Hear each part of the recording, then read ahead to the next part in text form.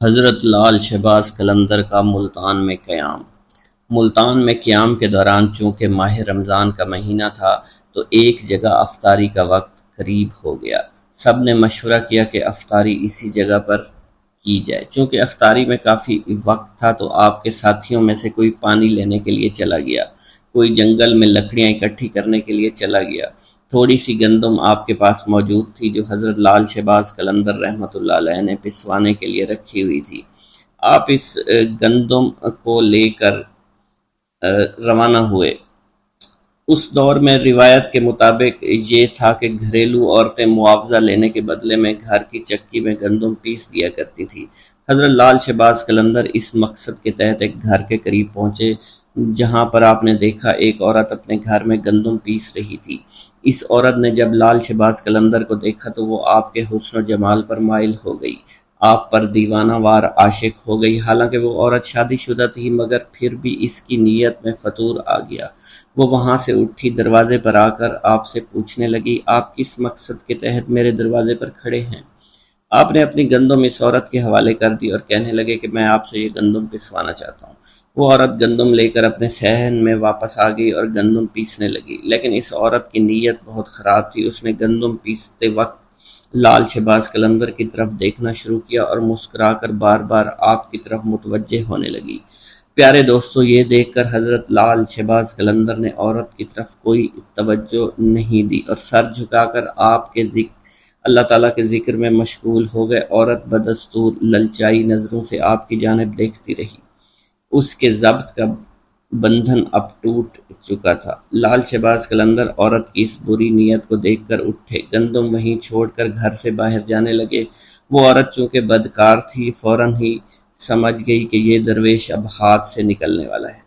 چنانچہ اس نے آگے بڑھ کر آپ کا دامن پکڑ لیا اور زبردستی کرتے ہوئے آپ سے کہنے لگی، اگر آپ نے میری بات نہ مانی تو میں شور مچا دوں گی اور الزام لگا دوں گی۔ حضرت لال شہباز قلندر رحمۃ اللہ علیہ نے اس عورت کو سمجھاتے ہوئے کہا کہ تم ایک شادی شدہ عورت ہو، تمہارے لیے اپنے شوہر کے علاوہ کسی غیر مرد کی طرف بری نگاہ سے دیکھنا بھی بالکل حرام ہے۔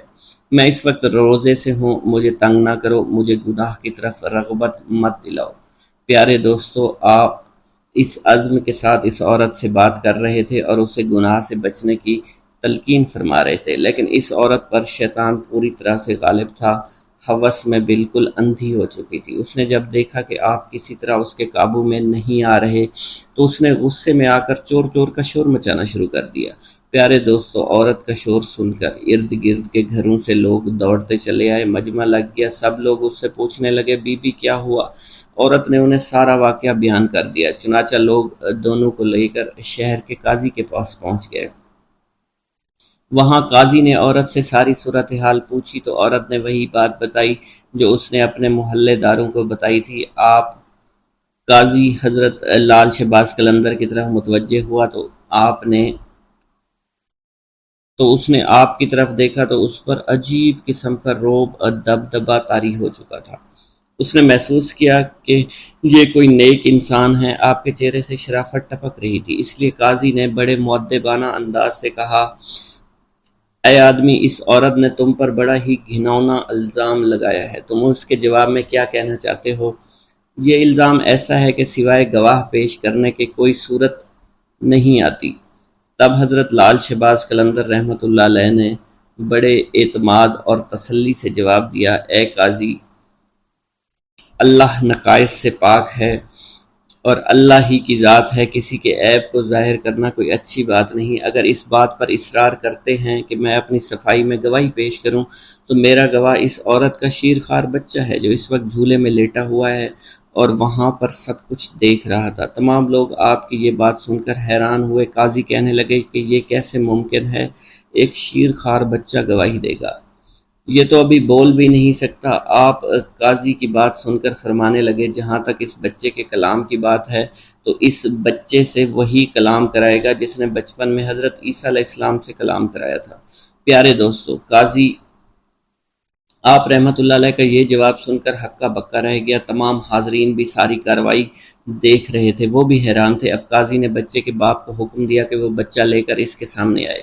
چنانچہ لال شہباز قلندر نے بچے کو دیکھ کر اس سے مخاطب کرتے ہوئے کہا اور فرمانے لگے، اے معصوم بچے، وہ ذات باری تعالیٰ جس نے حضرت عیسیٰ علیہ السلام کو کلام کرنے کی قوت عطا فرمائی تھی، تم اس وحدہ لا شریک کو حاضر و ناظر جان کر گواہی دو کہ جس وقت میں تمہارے گھر میں موجود تھا تو تم نے اس وقت اپنی آنکھوں سے کیا دیکھا تھا اور ہمارے درمیان کیا گفتگو ہوئی تھی۔ پیارے دوستو، اللہ کی قدرت کاملہ اور لال شہباز قلندر کی کرامت ملاحظہ فرمائیے کہ وہ شیر خوار بچہ اپنے باپ کی گود میں سے بولا، اس نے جو کہا اور جو کچھ بھی کیا ہے یہ نیک آدمی کہہ رہا ہے بالکل سچ ہے، اور یہ میری ماں جھوٹ بول رہی ہے، میری ماں جھوٹی ہے، اصل خطا کار میری ماں ہے۔ اس نے بری نیت سے اس شخص کے دامن کو کھینچا تھا۔ پیارے دوستو، بچے کے منہ سے یہ الفاظ سننے تھے کہ وہاں موجود تمام لوگوں پر ایک دم سے لرزہ طاری ہو گیا۔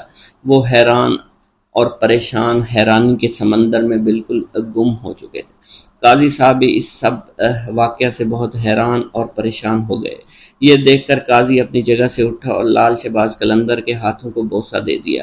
قاضی نے آپ کو اپنے ساتھ بٹھایا۔ پیارے دوستو، اب اس عورت کی آنکھوں سے برائی کی پٹی اٹھ چکی تھی اور وہ بھی اپنے گناہوں پر بڑی شرمندہ تھی، اس لیے عورت نے آپ سے معافی مانگ لی اور آئندہ گناہوں سے بچنے کے لیے توبہ کر لی۔ پیارے دوستو، ایک بار درویشوں کا ایک قافلہ سفر کرتا ہوا ایک جنگل میں پہنچا۔ جنگل کے ساتھ ایک وسیع و عریض میدان تھا، تاہم اس میدان کے کچھ فاصلے پر چھوٹے چھوٹے مکانات موجود تھے۔ البتہ اس میدان کے عین بیچوں بیچ ایک بوڑھا درخت بھی موجود تھا جو گھنا تھا اور اس کی شاخ دور دور تک پھیلی ہوئی تھی۔ درویشوں کا یہ قافلہ صحرا میں لمبا سفر طے کرتا ہوا یہاں پہنچا تھا۔ قافلے کے سردار نے انتہائی عاجزی سے اپنے عقیدت مندوں سے کہا، ٹھہر جاؤ، ہماری منزل آ گئی ہے، ہمیں یہیں ٹھہرنا ہے۔ عقیدت مندوں کے قدم یوں ساکت ہو گئے جیسے کبھی متحرک ہی نہیں تھے۔ ایک مرید خاص نے اپنے رہنما سے پوچھا، یا حضرت، ہمارا قیام اس میدان میں کس جگہ پر ہوگا؟ تو ان کے سردار نے کہا کہ وہ سامنے جو گھنا سایہ دار درخت نظر آ رہا ہے اس کے نیچے ہم قیام فرمائیں گے اور اللہ کی عبادت اور ریاضت کریں گے۔ قافلے کے پیشوا نے ایک لمبی دعا کی اور رب تعالیٰ سے التجا کی کہ وہ دنیا اور آخرت کی بھلائی عطا فرمائے۔ پیارے دوستو، ابھی دعا سے فراغت نہیں ہوئی تھی کہ درخت کے نیچے مقیم مردان خدا نے دیکھا لوگوں کی ایک معقول تعداد دھیرے دھیرے ان مکانوں کی طرف بڑھ رہی تھی، کچھ فاصلے پر جو موجود تھے، اور پھر جو رات اپنے جوبن پر آئی اور مکانات سے ناچ گانے کی آوازیں آنے لگیں۔ یہ آوازیں خاص طور پر ان مکان کے اوپر کے منزلوں سے آتی تھیں۔ مریدین نے بڑی حیرانگی سے ایک دوسرے کی طرف دیکھا کیونکہ یہ آوازیں عبادت کی آوازوں سے مختلف تھیں اور ان کی عبادت میں مخل ہو رہی تھیں۔ جب انہوں نے اپنے مرشد کو انتہائی سکون و اطمینان کے ساتھ عبادت میں مشغول دیکھا تو تمام عقیدت مندوں نے اس ہنگامے کے باوجود اپنی ریاضت اور عبادت جاری رکھی، مگر ان کے دل میں پریشانی ضرور تھی۔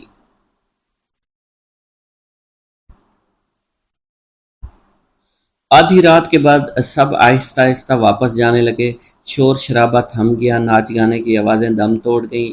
یوں رات تمام عقیدت مندوں نے نماز فجر انتہائی سکون اور اطمینان کے ساتھ ادا کی اور اللہ تعالیٰ سے التجا کی، اے رب کائنات، مکانوں کے رہنے والے بھٹکے ہوئے لوگ محسوس ہوتے ہیں اور انہیں ہدایت کی راہ سے آشنا کر دے، ہمیں ذکر و فکر کے دوران سکون و اطمینان عطا کر، بے شک تو ہر چیز پر قدرت رکھتا ہے اور جسے چاہے ہدایت دے۔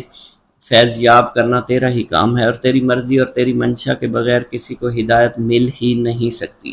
پیارے دوستو، جب سورج نے اپنی حرارت سے زمین کو گرمانا شروع کیا تو ان مکانوں کے مکین باہر نکلنا شروع ہوئے۔ تو مردان درویش میں سے دو آدمی ان کے پاس گئے تاکہ پتہ کر سکیں کون لوگ ہیں، ان کا تعلق کس مذہب سے ہے، ان کا معاش کیا ہے۔ معلوم ہوا کہ وہاں پر زیادہ تر ہندوؤں کی تعداد تھی، جن میں کثیر تعداد بازاری عورتوں کی تھی جن کا ذریعہ معاش ناچ گانا بدکاری تھا۔ وہاں رات ہوتے ہی ادھر ادھر کے عیاش پسند لوگ آ جاتے، گناہوں بدکاریوں کا بازار گرم کرتے اور صبح تک جیبیں خالی کر کے گھروں کو لوٹ جاتے، اور یہ صورتحال کئی سالوں سے جاری تھی۔ بازاری عورتوں کی سرپرستی وہاں کے بدگماش ہندو کیا کرتے تھے اور باقاعدہ طے شدہ بھتہ بھی وصول کرتے۔ ان تمام صورتحال کا علم ان مسلمانوں کو ہو گیا جو انتہائی قلیل کردار میں وہاں رہتے تھے، لیکن وہ اس بارے میں کچھ نہیں کر سکتے تھے۔ وہاں کے رہائشی مسلمانوں کو جب اللہ کے ولی کی آمد کا علم ہوا، وہ دوڑے چلے آئے ان کے ڈیرے پر اور ان سے مؤدبانہ درخواست کی، ہم لوگ ان بازاری عورتوں اور ان کے سرپرست ہندوؤں سے بہت تنگ ہیں، ہمارے پاس اتنے وسائل نہیں، ہم یہاں سے چلے جائیں، اگر ہمارا بس چلے تو ہم ایک لمحے کے لیے یہاں نہیں ٹھہریں گے، مگر ہماری تنگ دستی اور ہماری مجبوریاں ہمارے آڑے آ رہی ہیں۔ آپ لوگوں کو ہمارا مشورہ ہے کہ آپ یہاں سے کسی اور جگہ چلے جائیں، کیونکہ یہ جگہ آپ جیسے خدا پرست لوگوں کے قابل نہیں ہے، اور آپ کی کوئی مجبوری بھی نہیں ہے، اور نہ ہی آپ کے آبائی مکانات یہاں موجود ہیں۔ آپ کو جہاں بھی چاہیں آپ ڈیرہ ڈال سکتے ہیں، آپ یہاں پر عبادت ریاضت پرسکون طور پر کبھی نہیں کر سکیں گے۔ ہم خود یہاں پر بہت زیادہ تنگ ہیں، ہم نہیں چاہتے کہ آپ جیسے نیک دل لوگ اس قدر ناپسندیدہ ماحول میں رہیں اور خواہ مخواہ تنگ اور پریشان ہوں۔ آپ کی پریشانی ہم سے دیکھی نہیں جائے گی، ہمیں اس بات کا بہت زیادہ دکھ پہنچے گا۔ پیارے دوستوں، مریدین نے بھی اپنے مرشد سے کسی قسم کے جذبات و احساسات کا اظہار کرنا شروع کر دیا، اور اس طرح کہ یا حضرت اس قدر غیر پاکیزہ ماحول میں ہم اپنی عبادات کیسے کریں گے، اور یہاں کے مسلمانوں کا مشورہ بے انتہائی مناسب اور درست ہے کہ ہمیں یہاں سے کہیں دور چلے جانا چاہیے۔ یہ مشورہ سننے کے بعد مریدین نے کہا کہ مرشد کے چہرے پر جلال اور آنکھوں میں ایک اندھی چمک پیدا ہو گئی۔ انہوں نے پہلے تو اللہ اکبر کا نعرہ لگا، پھر کلمہ استغفار پڑھا، اس کے بعد اپنے عقیدت مندوں سے فرمایا، تم لوگ یہ مت سمجھو کہ ہم یہاں پر عارضی طور پر قیام کرنے کے لیے آئے ہیں، ہم یہاں پر بڑا لمبا عرصہ قیام کریں گے۔ تم لوگ بخوبی جانتے ہو کہ جہاں اندھیرا ہوتا ہے چراغ اور شمع کی ضرورت وہیں پڑتی ہے، اور مسلمان تو شمع کی مانند ہوتے ہیں، ان کی حیثیت چراغ کی طرح ہوتی ہے، اور جہاں اندھیرا نظر آتا ہے وہاں اجالا کرنے کے لیے پہنچ جاتے ہیں۔ ان بھٹکے ہوئے لوگوں کو خدا کی راہ پر لانا ہمارا اولین فرض ہے۔ ہم یہاں کے لوگوں کو ناپاکی سے دور کر کے دم لیں گے، بگڑے ہوئے مردوں عورتوں کی اصلاح کریں گے، اللہ تعالیٰ کی مدد سے اس علاقے کی تمام تر گمراہی کو دور کریں گے۔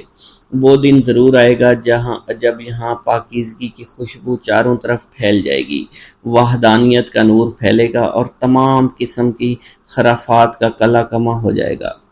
پیارے دوستو، آپ کے بتاتے چلیں کہ ان مرشد کا نام حضرت لال شہباز قلندر تھا، اور وہ سندھ کی دھرتی پر تشریف لائے تھے، اور انہوں نے سندھ کی دھرتی کو تمام برائیوں سے پاک کیا اور اللہ تعالیٰ کی وحدانیت کا نور ہر جگہ پھیلا دیا۔ بسم اللہ الرحمن الرحیم۔ لال شہباز قلندر۔ سندھ میں ہزاروں بزرگان دین، اولیاء اللہ اور صوفیاء کرام نے رشد و ہدایات اور فیوز و برکات کا سلسلہ جاری رکھا۔ انہی صوفیاء کرام میں حضرت لال شہباز قلندر رحمۃ اللہ علیہ کا نام چوٹی کے علماء کرام میں ہوتا ہے۔ پیارے دوستو، روایت میں آتا ہے کہ حضرت لال شہباز قلندر رحمۃ اللہ علیہ نے ظاہری علوم کی تکمیل کے بعد تصوف و معرفت کے علوم حاصل کرنے کے لیے مروان سے سبزوار کا سفر طے کیا، اور وہاں سید ابراہیم ولی جو کہ حضرت امام موسیٰ کاظم رحمۃ اللہ علیہ کی اولاد میں سے تھے، ان کی خدمت میں رہ کر آپ نے معرفت کے اعلیٰ منازل طے کیے۔ آپ رحمۃ اللہ علیہ کے مرشد نے آپ کی صلاحیتوں کو دیکھ کر خلافت کی دستار سے بھی نواز دیا۔ پیارے دوستو، اس کے بعد مختلف اولیاء کرام کے درگاہوں پر حاضری دی۔ آپ رحمۃ اللہ علیہ نے حج بیت اللہ کیا، اور اس کے بعد آپ نے سندھ کے علاقوں کا رخ کیا۔ سندھ کا علاقہ حضرت لال شہباز قلندر کے لیے بالکل انجان تھا، آپ یہاں کی زبان اور ثقافت سے واقف نہیں تھے۔ سندھ تشریف لانے کے بعد ایک مقام پر آپ نے قیام کیا، اور ایک دن عشاء کی نماز کے بعد ایک بڑا عجیب واقعہ پیش آیا۔ حضرت لال شہباز قلندر نے اپنے عقیدت مندوں کی موجودگی میں قلعہ کی جانب رخ کر کے فرمایا کہ بودلا، اب تم ہمارے پاس چلے آؤ۔ یہ سن کر آپ کے عقیدت مند بڑے حیران ہوئے کہ ہمارے ملک سے کس کو پکار رہے ہیں۔ پیارے دوستو، سکندر بودلا جو کہ حاکم سیون کی قید میں تھا، کئی مہینے سے اسے دردناک سزائیں دی جا رہی تھی۔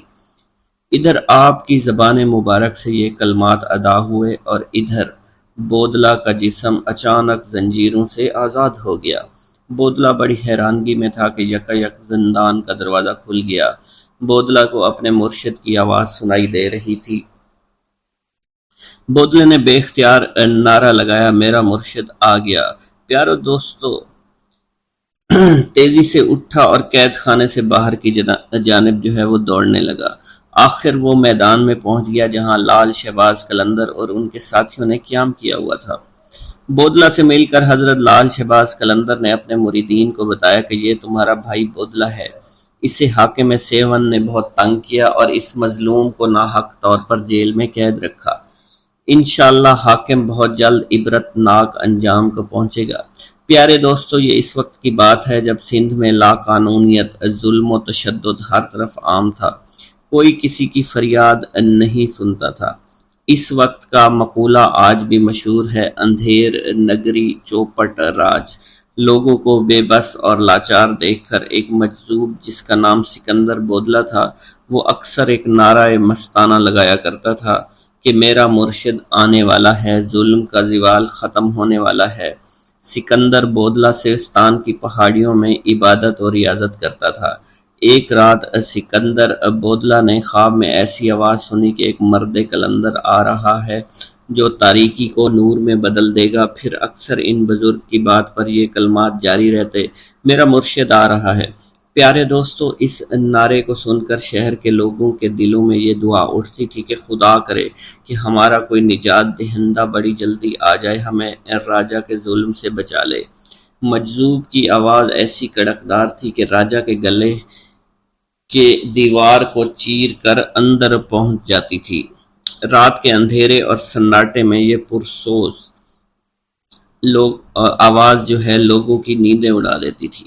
شروع میں تو راجہ اور لوگوں نے نعروں کو سن کر نظر انداز کیا، لیکن جب نعروں میں شدت بڑھتی گئی تو وہ بھی حق کے لیے اٹھ کھڑے ہوئے اور فلک شگاف نعروں نے راجہ کو غصہ دلا دیا، بلکہ راجہ خوف زدہ ہو گیا۔ راجہ نے اپنے سپاہیوں کو حکم دیا کہ اس کو فوراً گرفتار کر کے میرے سامنے پیش کیا جائے۔ راجہ کے سامنے سکندر بودلا کو پیش کیا گیا تو تب بھی آپ کی زبان پر یہی الفاظ ہے، میرا مرشد آنے والا ہے اور ظلم کا زوال ہونے والا ہے۔ راجہ یہ سن کر غضبناک ہو گیا۔ اس نے سکندر بودلا کو قید کروا دیا، لیکن قید خانے میں اس کے فلک شگاف نعرے بالکل بند نہیں ہوئے۔ راجہ رات بھر عذاب کی آگ میں جلتا رہا۔ صبح ہوئی تو اس نے اپنے وزیروں کو طلب کیا۔ وزیروں نے کہا کہ اس آدمی کی زبان کاٹ دی جائے۔ راجہ نے حکم دیا سکندر بودلا پر کوڑوں کی بارش کی جائے، اور پھر بھی یہی کہا کرتا تھا کہ میرا مرشد آنے والا ہے اور ظلم کا زوال ہونے والا ہے۔ سکندر بودلا پر بے انتہا تشدد کیا گیا۔ سکندر بودلا بار بار بے ہوش ہو جاتا تھا۔ اتنا تشدد کسی دیوار پر کیا جاتا تو وہ بھی بلک اٹھتی۔ راجہ نے دیکھا دیوانہ سکندر بودلا کڑے پہننے کے بعد جو کہ نہایت آسانی کے ساتھ ان کے پاس پہنچ چکا ہے، تو اس نے اپنے علاقے کو جادوگروں کو طلب کر کے انہیں حکم دیا کہ تم جا کر حضرت لال شہباز قلندر کا مقابلہ کرو۔ سیون پہ جادوگروں نے مقابلے سے پہلے ہی اپنی ہار مان لی اور کہنے لگے کہ انہیں ہرانا ہمارے بس کی بات نہیں۔ البتہ جادوگروں نے راجہ کو مشورہ دیا، اگر کسی طرح مسلمان درویش کے پیٹ میں حرام غذا داخل کی جائے تو اس کی ساری روحانی طاقت اور شکتیاں ضائع ہو جائیں گی، پھر ہمارے جادو کی طاقت اس پر غالب آ جائے گی۔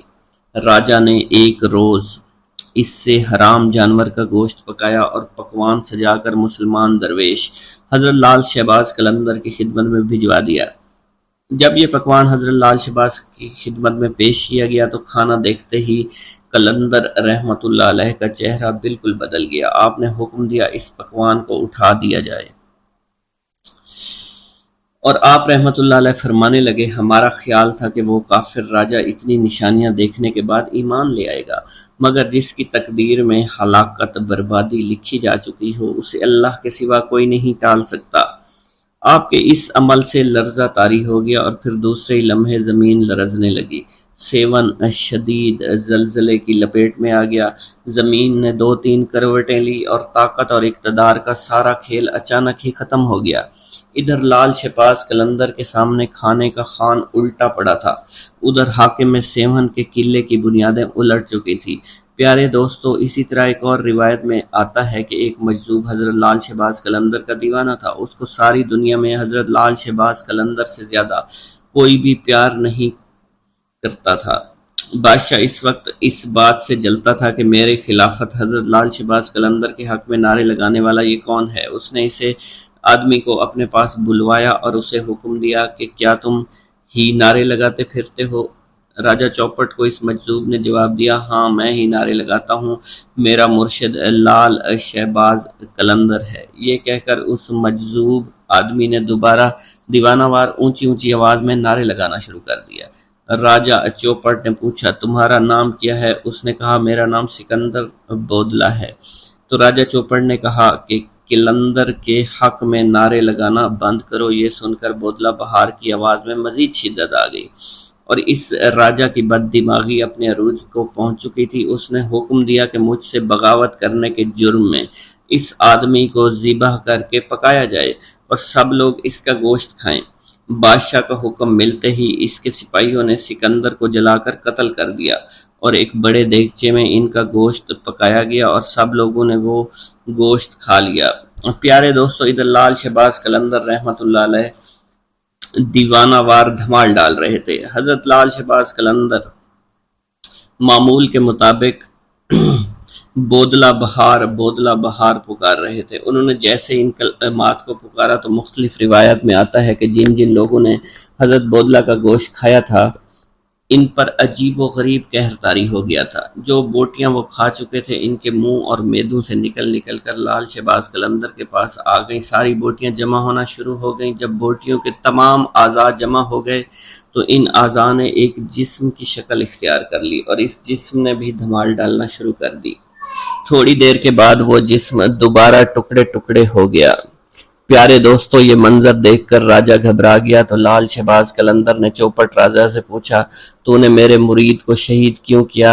تو نے ایسا کام کیوں کیا؟ تو راجہ نے گھبراتے ہوئے بولا کہ اس آدمی کو میں نے اس لیے قتل کروایا ہے کیونکہ میرے قلعے کی دیوار میں ایک کھڑکی ہے جہاں اکثر میری بیٹی بیٹھا کرتی ہے، وہ اپنے بالوں کو سنوارتی ہے، اس کے بالکل سامنے یہ آدمی رہتا تھا۔ یہ میری بیٹی کا عاشق ہو گیا، مجھے علم ہوا تو میں نے رسوائی سے بچنے کے لیے اس آدمی کا قتل کرا دیا۔ پیارے دوستو، یہ سن کر لال شہباز قلندر نے راجہ سے کہا، تمہیں اس کا خمیازہ بھگتنا پڑے گا۔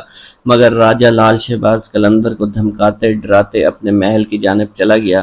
پھر لال شہباز قلندر نے اپنے مرید کی یاد میں بے تحاشا روئے۔ آپ نے راجہ چوپٹ کو بد دعا دی جس سے راجہ کا قلعہ ہمیشہ کے لیے الٹ گیا۔ ناظرین کرام، ایک دفعہ حضرت لال شہباز قلندر رحمۃ اللہ علیہ کہیں تشریف لے کے جا رہے تھے کہ اچانک آپ کو راستے میں ایک بندر والا مداری دکھائی دیا جو کہ کھیل تماشے دکھا رہا تھا۔ حضرت لال شہباز قلندر رحمۃ اللہ علیہ اس کے قریب گئے اور اس سے پوچھا، تم کون ہو؟ کہنے لگا، میں قلندر ہوں۔ اس دور میں تماشا دکھانے والے کو قلندر کہا جاتا تھا۔ اس نے آپ سے بے ساختہ کہہ دیا کہ آپ کون ہیں؟ تو آپ نے بھی مسکرا کر کہا کہ میں بھی قلندر ہوں۔ حضرت لال شہباز قلندر رحمۃ اللہ علیہ مسکرا دیے۔ وہ مداری والا آپ کو مسکراتا دیکھ کر بڑا حیران ہوا کہ آپ اس کی بات سن کر کیوں مسکرائے ہیں۔ وہ آپ سے پوچھ بیٹھا، آپ کون ہیں؟ تو سرکار حضرت لال شہباز قلندر نے فرمایا کہ میں بھی قلندر ہوں۔ وہ مداری کا تماشا دکھانے والا حیران ہوا اور کہنے لگا، آپ کے پاس نہ ریچھ ہے، نہ بندر ہے، نہ ڈگڈگی ہے، آپ کیسے تماشا دکھاتے ہیں؟ لال شہباز قلندر نے فرمایا، پہلے تم تماشا دکھاؤ، اس کے بعد ہم تماشا دکھائیں گے۔ آپ کا یہ فرمان سن کر ریچھ والے نے ڈگڈگی اٹھائی اور بجانے لگا۔ اس کی ڈگڈگی کی آواز سن کر بندریا یا اس کا ریچھ ناچنے لگا۔ اس نے کہا کہ اب آپ دکھائیے کہ ہم بھی تو دیکھیں آپ کون سا تماشا دکھانے لگے ہیں۔ حضرت لال شہباز قلندر اس کی بات سن کر دو درختوں کی ٹہنی پر کھڑے ہو گئے۔ اس سے کہا نیچے سے گزر جاؤ، مگر یاد رکھنا آگے جا کر واپس مت پلٹنا۔ جب وہ تماشا دکھانے والا مداری آپ کے نیچے سے گزرا تو نظارہ بدل چکا تھا۔ وہ نہ سورج سامنے تھا، نہ دھوپ، نہ گرد و غبار، بلکہ سامنے بہت خوبصورت نظارے تھے، بہت خوبصورت پہاڑ تھے، بہت خوبصورت وادیاں تھیں، سرسبز اور شاداب وادیاں۔ موسم نہ گرم زیادہ تھا نہ ٹھنڈا زیادہ تھا۔ وہ تماشا دکھانے والا اسی سوچ میں تھا۔ اس نے سامنے دیکھا کہ ایک بہت بڑا لشکر گھوڑوں پر سوار اس کی طرف آ رہا ہے۔ اس نے لشکر کو دیکھ کر سوچا کہ آج تو جان چلی گئی۔ بہرحال لشکر اس کے پاس پہنچا، اس میں سے سپہ سالار باہر آیا۔ تماشا دکھانے والا شخص کہتا ہے کہ بادشاہ سلامت، آپ کہاں غائب ہو گئے تھے؟ ہم آپ کو کب سے ڈھونڈ رہے ہیں۔ آپ کی سلطنت آپ کا انتظار کر رہی ہے۔ سلطنت کے لوگ آپ کے انتظار میں ہیں اور ملکہ کا رو رو کر برا حال ہو چکا ہے۔ آپ ہمارے ساتھ چلیے۔ اب وہ تماشا دکھانے والا آدمی گھوڑے پر سوار ہو کر ان کے ساتھ چل دیا۔ جب وہ محل میں پہنچا، عالی شان عمارت دیکھ کر حیران رہ گیا اور حیرانی سے عمارت کو دیکھ ہی رہا تھا۔ جیسے وہ اندر پہنچا، خوبصورت ملکہ اس سے گلہ شکوہ کرتے ہوئے اس سے گلے لگ گئی، کہنے لگی کہاں رہ گئے تھے؟ میں بہت پریشان ہو گئی تھی۔ آپ کے لیے یا سلطنت کے سارے لوگ بہت پریشان ہیں۔ اس انسان کی حیرانگی کا آپ پتہ نہیں تھا، وہ حیران تھا یہ سب ہو کیا رہا ہے؟ یہ خوبصورت وادیاں، یہ خوبصورت محل، خوبصورت ملکہ کس کی ہے؟ یہ مجھے کیوں اپنا سمجھ رہے ہیں؟ اس کے بعد وہ تماشا دکھانے والا آدمی تھوڑی ہی دیر بعد سب کچھ بھول کر شاہی لباس پہن کر تخت پر بیٹھ گیا۔ اس کے بعد وقت گزرتا گیا، بچے ہو گئے، شہزادے اب بڑے ہو گئے، بڑھاپا آ گیا، جسم میں جان، منہ سے ذائقہ چلا گیا، مطلب وہ انسان بڑھاپے کی حد تک پہنچ گیا۔ ایک دن وہی شخص اپنی سلطنت میں دریا کے کنارے بیٹھا سوچ رہا تھا کہ میرے ساتھ کیا ہوا تھا۔ اسی جستجو میں وہ شخص وہاں پہنچا جہاں کہ درخت یا اس کی ٹہنی کے پاس سے وہ گزرا تھا۔ اس نے دیکھا کہ وہ درخت آج بھی وہاں موجود ہے۔ اس کو خیال آیا چلو دیکھتے ہیں اس کے باہر کیا ہے اور میرے ساتھ آخر ہوا کیا تھا۔ وہ انسان ان درختوں کے نیچے سے جیسے ہی گزرا، وہ سارے کا سارا ماحول پھر سے بدل گیا۔ جو گزرا ہوا وقت تھا وہ واپس آ گیا۔ حضرت لال شہباز قلندر وہاں موجود تھے اور اس کی حالت جو بڑھاپے کی تھی وہ واپس بدل گئی، اور وہ سلطنت، وہ مہارانی، وہ شہزادے سب کے سب پیچھے چھوٹ گئے اور وہ واپس وہیں پر اپنے ریچھ کے پاس پہنچ گئے۔ حضرت لال شہباز قلندر رحمۃ اللہ علیہ اس وقت وہاں موجود تھے۔ وہ ڈگڈگی، وہ گرد و غبار، حضرت لال شہباز قلندر کھڑے ہوئے تھے۔ مداری کو اب ایسا لگا کہ وہ ایک خواب دیکھ رہا تھا، لیکن اس کے ساتھ جو بھی ہوا وہ ایک حقیقت تھی۔ وہ حیران تھا یہ سب کیا ہوا ہے۔ اس شخص نے جیسے ہی لال شہباز قلندر کو دیکھا تو ان سے پوچھنے لگا میری سلطنت، میری رانی، میرے شہزادے کہاں چلے گئے؟ لال شہباز قلندر نے مسکرا کر فرمایا ایک تماشا تم نے ہم کو دکھایا تھا اور ایک تماشا ہم نے تمہیں آج دکھا دیا۔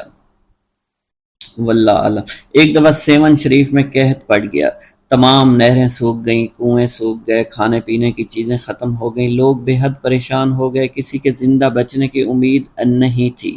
اس مصیبت سے تنگ آ کر لوگ اکٹھے ہوئے، آپ کی خدمت میں حاضر ہوئے اور اللہ تعالیٰ کے حضور دعا کرنے کی درخواست کرنے لگے۔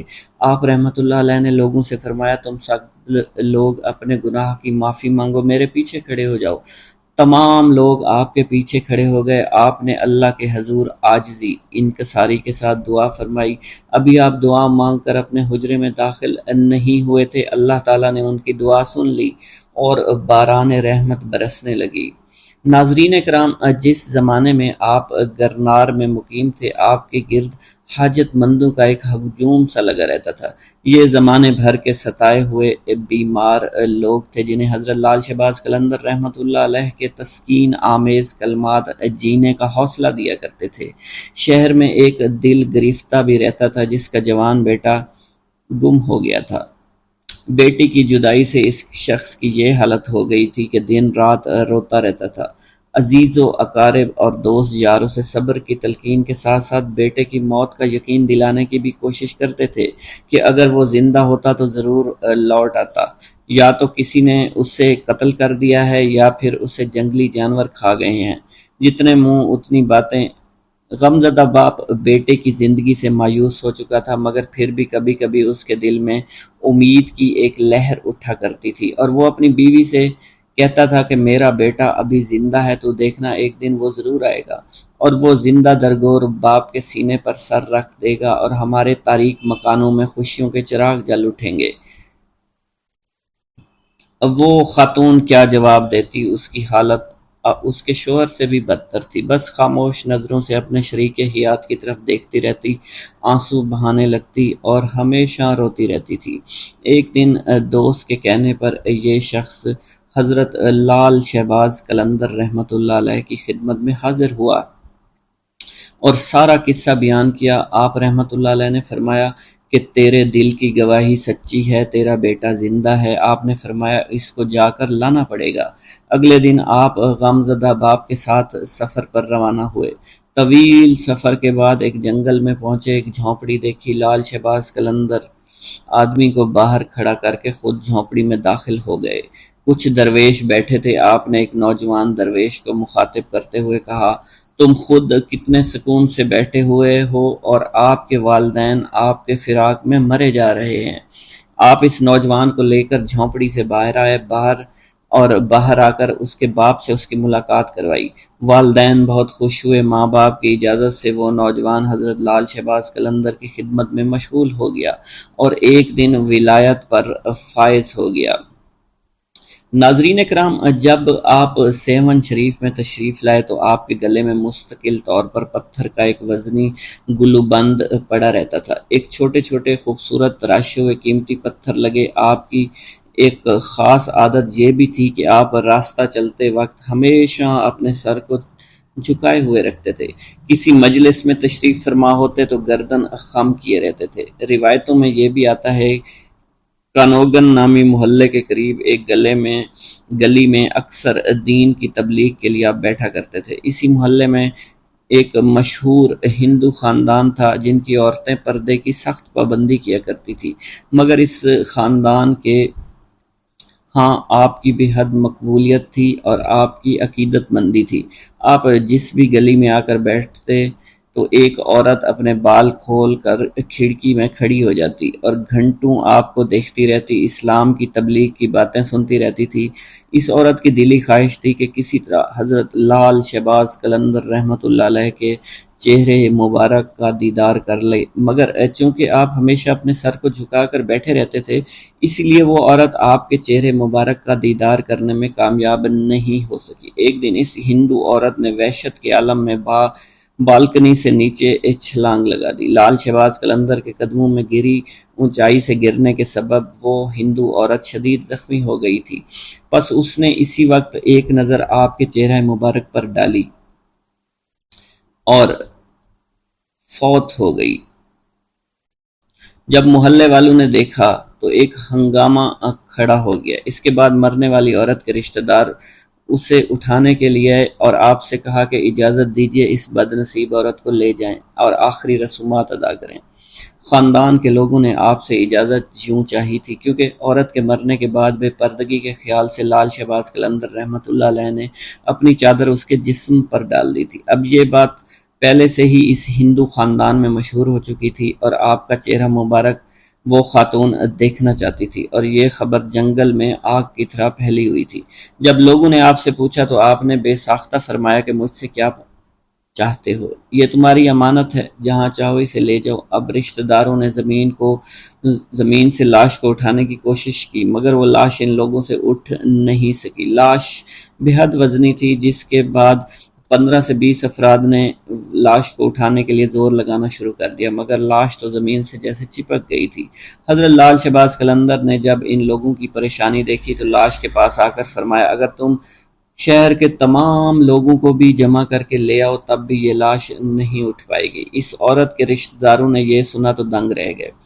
پھر ان میں سے ایک نے پوچھا، آخر اس عورت سے کیا گناہ سرزد ہو گیا، اسے حضور معاف فرما دیں تاکہ اسے یہاں سے لے جا سکیں۔ آپ نے جلال کے عالم میں فرمایا، بات ثواب اور گناہ کی نہیں ہے، بات صرف اتنی ہے کہ عورت کے جسم میں جلنا نہیں ہے، یعنی تم لوگ اس کے جسم کو جلا نہیں سکتے۔ ایک نہایت عجیب اور غریب صورتحال پیدا ہو گئی تھی۔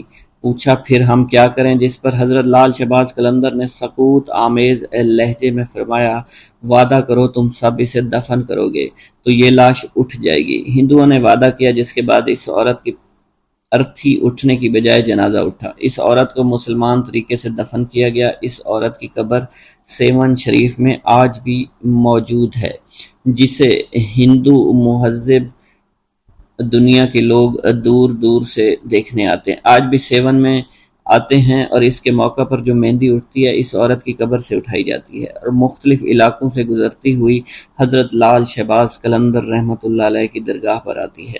حضرت لال شہباز قلندر کے نام سے دولت پانے والی بزرگ ہستی کا نام ان کے والد ماجد نے سید عثمان رکھا تھا، مگر بعد میں انہوں نے لال شہباز قلندر رحمۃ اللہ علیہ کے نام سے اس دنیا میں شہرت پائی۔ آپ کی ولادت آذربائیجان کے گاؤں عمر بند میں ہوئی۔ آپ کا سلسلہ نسب حضرت امام جعفر صادق رضی اللہ تعالیٰ عنہ سے جا ملتا ہے۔ جس طرح ہندوستان میں حضرت خواجہ غریب نواز معین الدین چشتی اجمیری رحمۃ اللہ علیہ کی وجہ سے اجمیر کو خاص شناخت حاصل ہوئے، اسی طرح سندھ میں سیون شریف کو حضرت لال شہباز قلندر رحمۃ اللہ علیہ کی وجہ سے غیر معمولی عظمت حاصل ہے۔